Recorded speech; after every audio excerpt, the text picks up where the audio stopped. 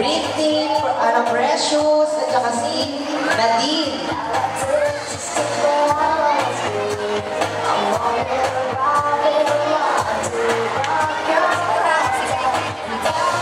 Asa na sila? Britney.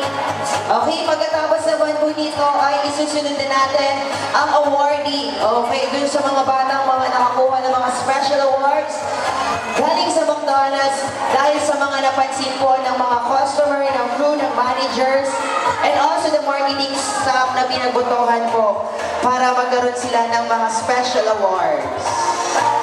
Okay, asa na ang tatlong Maria?